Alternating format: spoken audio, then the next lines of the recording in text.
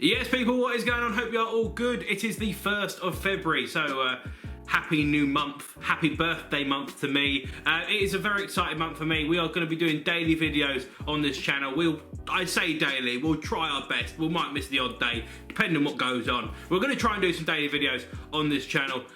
We're going to really go for it and enjoy YouTube for a month. And we're going to try and attempt to try and push for 20k by the end of the month, which is a big target, but my birthday literally is the last day of the month. It is the Chelsea-Man United game on my birthday.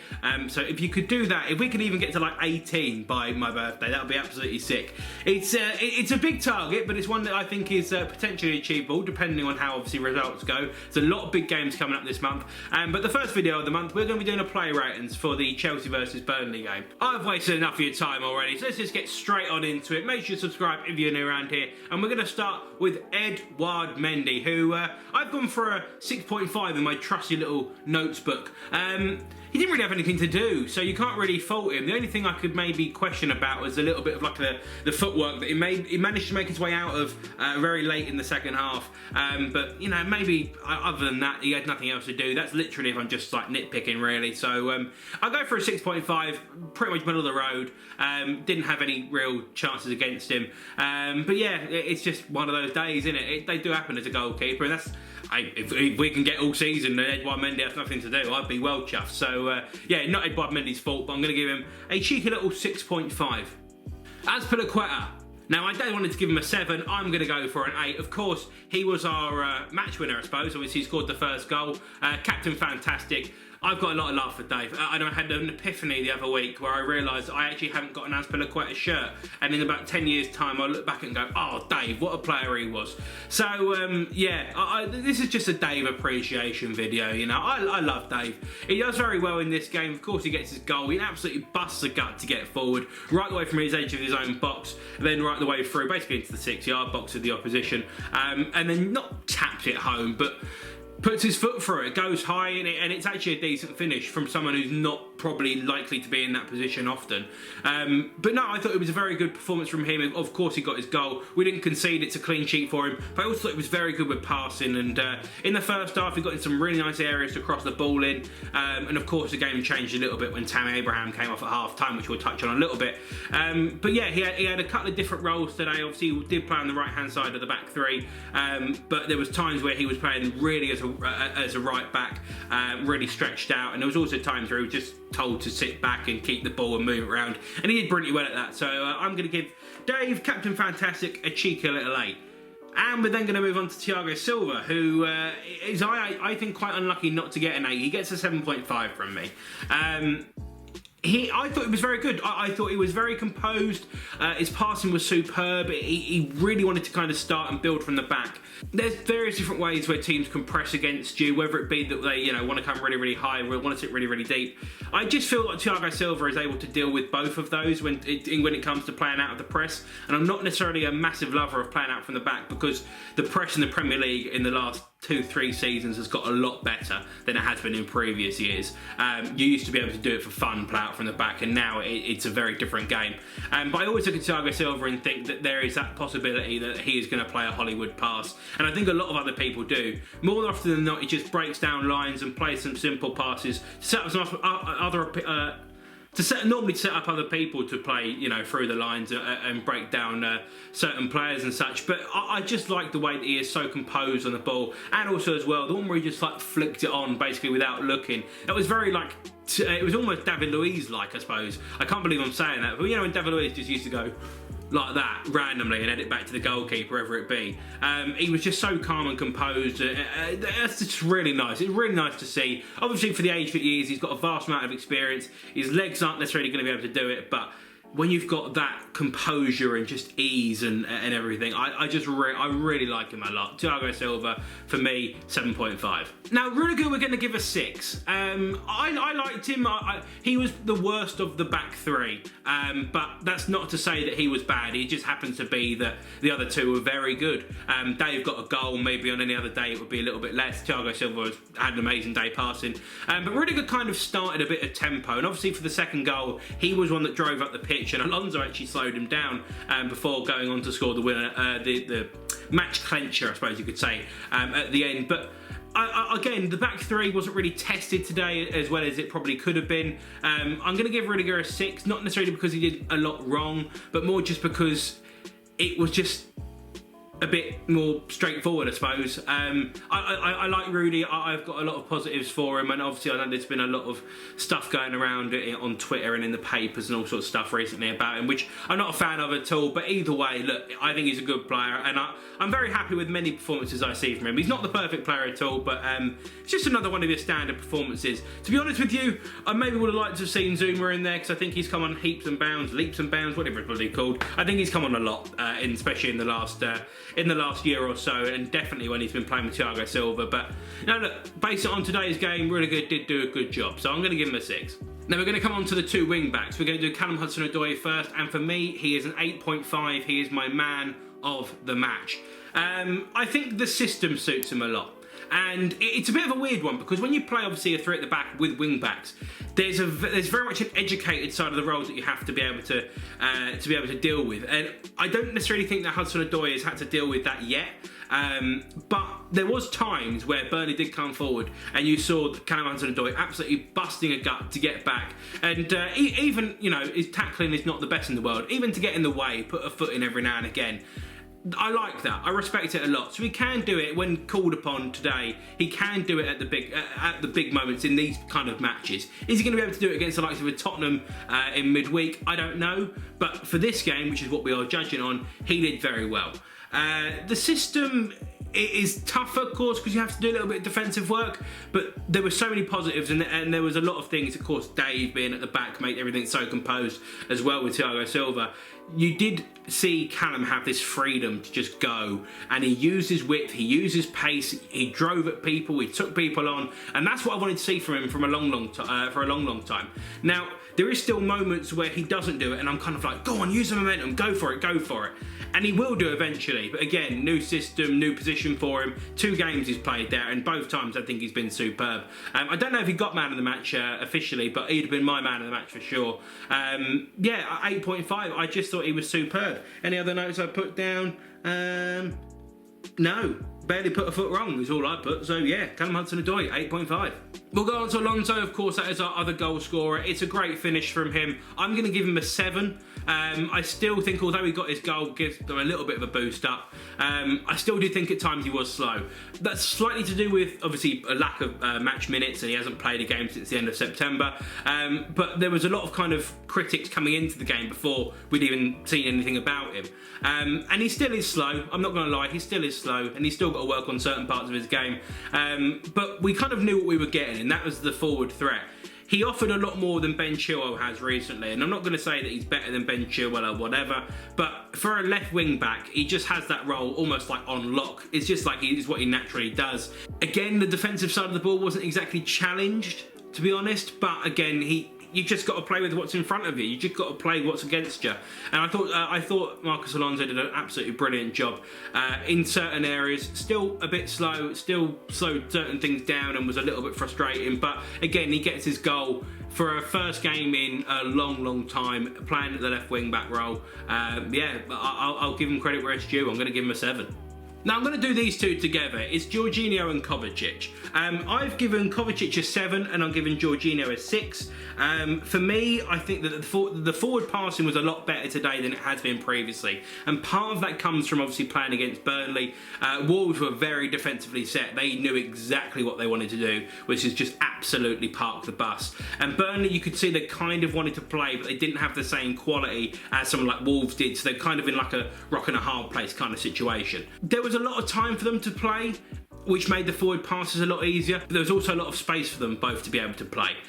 That you can't do every week, which is a little bit annoying and frustrating. So I've given Kovacic the higher mark because I thought he brought a little bit more energy, was a little bit quicker. Jorginho made some really nice turns and he opened some spaces out, which is great, but against a really good opposition, I still worry about if he can do that. And especially, I said in my review yesterday about potentially carrying players, and I just feel like at times Georginio could be the one that gets carried, but that's more of a longer term thing. In the game today, he did all right, he did his job, but I do slightly think that if we do need to win a game from midfield, both of them, to be fair, aren't going to be the ones to go and do it for you and really spark a little bit of creation. But Either way, this game, they were good. They were good. They weren't elite, but they were good. 6 and a 7, 6 for Georginio, and a 7 for Kovacic.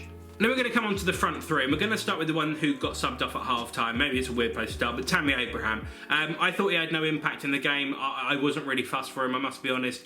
He does some things that are brilliant, and then he struggles to do other bits as well. They played a 3 at the back. They were very defensively set. They knew exactly what they wanted to do.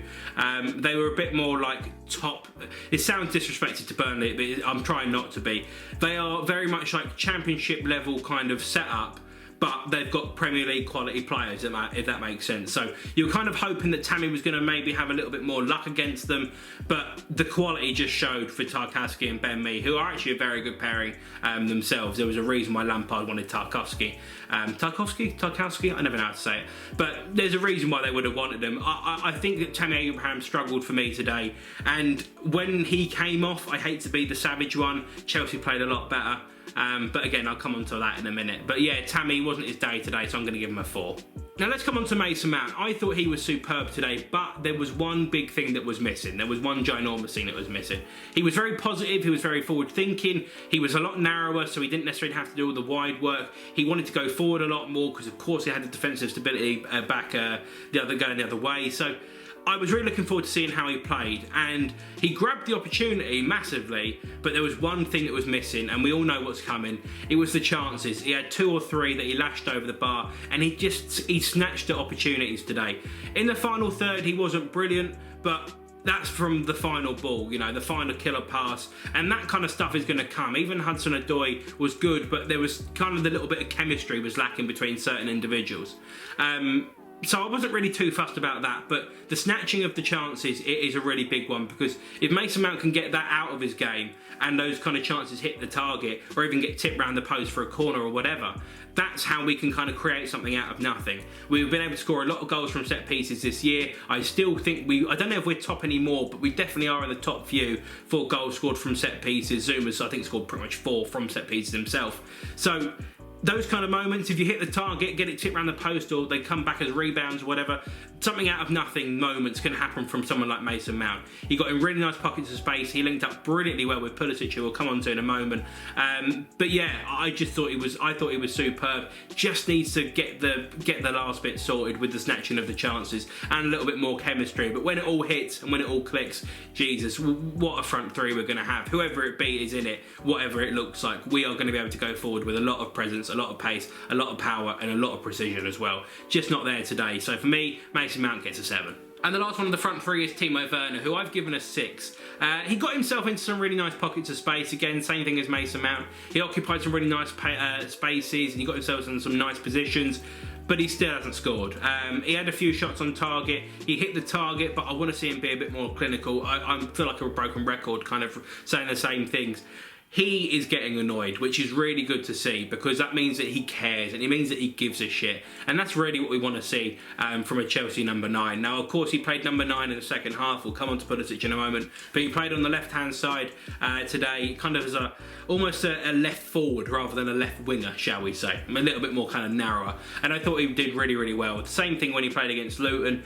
He played as a number 10, so a lot more centralised. And he just kind of had a little bit more success. So I'm going to give him a 6. It wasn't up there, but you can see the signs were definitely there. And some weeks I haven't seen those signs, which is why I would kind of give him a lower rating.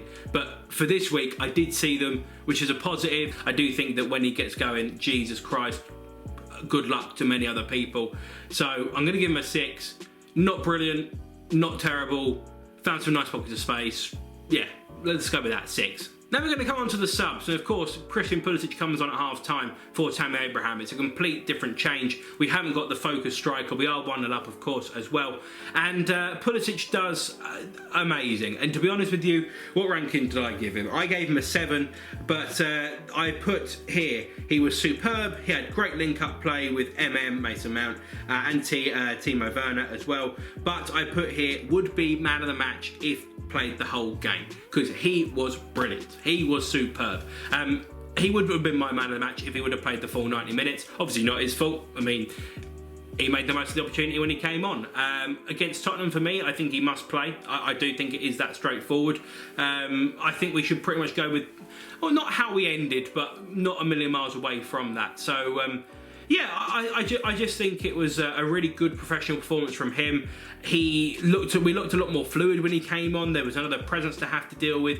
And when Tammy Abraham was doing nothing, it was a little bit annoying because it was very much like, okay, well, we can mark out Mason Mount and Timo Werner and then see what happens. But when they had all three to deal with, it was like, who's going to take on Pulisic? It's another problem to throw into the mix. And I just thought it personally, it worked really well.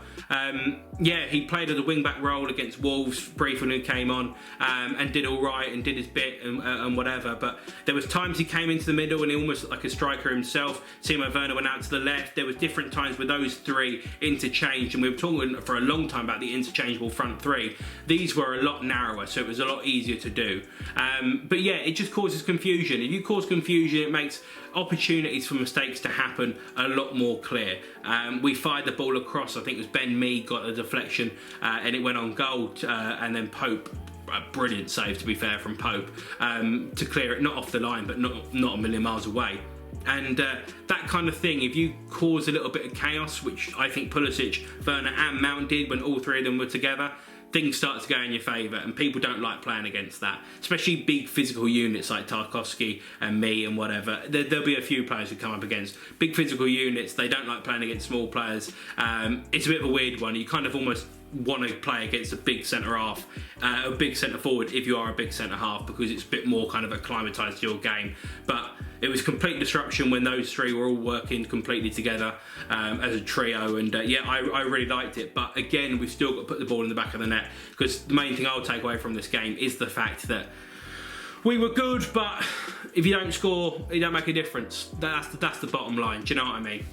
We're going to do Reese James as a 6. It's a bit of an annoying one. He got forward, he had some nice shots on goal. There was the final ball lacked a little bit at times. It is what it is. But again, he didn't really have that much time to make a massive difference, and he didn't really grab it by the testes or whatever. So it's one of them. You know, it's not his fault that he came on at that particular point, but didn't wow me when he came on, really. And also then we've got Kai Havertz as well, who I gave a 5. It could have even been a 4. Again, not his fault, had minimal time. Not really going to deal in it too much, but it was just, yeah, just a he was on kind of thing for Kai Havertz.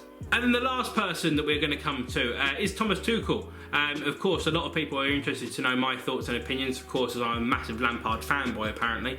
I like what I saw from Tuchel today. I like the fact that he changed it at half-time when he saw that Tammy wasn't working. And I respect it a lot. I'll be honest with you, again, the substitutions maybe could have come a little bit earlier, but he's still trying to figure out his team. It's a very different style of football that he's used to, or from what he's used to, I should say, sorry. Playing against the likes of a Burnley and a Wolves, it's very different to what you would get in France and Germany and such. So, yeah, I thought he did well. I like what I'm seeing from him so far. People seem to think that I knock him down all the time because I'm a massive Lampard fanboy. I don't knock him down, we have a high standard. That's the thing. If you bring him in, you've got to deal with the high standards. That's the point. Lampard, we were a bit more relaxed with it because we all knew as Chelsea fans what the level was. But if you bring this guy in, and they've even said that they still think that this year we could potentially challenge for a title, I don't think that's happening. But that's the standard we've got to be. You know, we've still got to go into it that every single game we play, we win. That's the mentality we've got to go into. We've got to be able to win every single game. And look, if that's mathematically impossible after that, then so be it. But we've got to do our bit. We have to do our bit. So the standard from Thomas Tuchel, and even he's set it himself, is high. And that's what we should all be doing. It is high. I like certain bits I'm seeing, but I'm still not going to drop the fact that my standards are very high because of the fact you've brought in Thomas Tuchel. That's the level, that's the standard, that's Chelsea Football Club that all these people seem to be banging on about. So I'm not going to criticise him, still just going to say that I thought he did well, giving him a 7, decent performance from him. The system works really well. It favours someone like Callum Hudson-Odoi, who just had so much space, and it gave him opportunities to play football and do the wonderful things he does. So yeah, fair play Thomas Tuchel, 7 from me. So there we are, guys. That's my first player ratings. I've never actually done one before, which is a bit strange, but yeah, that's my first player ratings. If you want to see more of it, then please smash the like button, and I will be doing more. But again, there will be daily videos coming. There may be multiple videos a day. I don't know exactly how it's going to work, but there's going to be a shed load of content throughout the whole of February. It's also transfer deadline day today as well, so could be some late drama or whatever. Maybe I do some reaction videos for that. I'm also going to start doing some reaction videos for other games that aren't necessarily Chelsea as well, because this channel is not necessarily a Chelsea channel. Obviously I'm a Chelsea fan, you can clearly see, but there's more to football than just Chelsea. There is more to football than just Chelsea, and I want to be able to watch those games and enjoy it and interact with some different people from all over the world, different fan bases and whatever. So yeah, I'll be doing some Premier League reviews. There's some big games elsewhere. Champions League, of course, coming back as well. So I'll be doing all sorts of reviews and stuff. Bosh, done. Excelente. Thanks for watching. Make sure you subscribe if you're new around here, and I will see you later for loads more content. Dos vidania.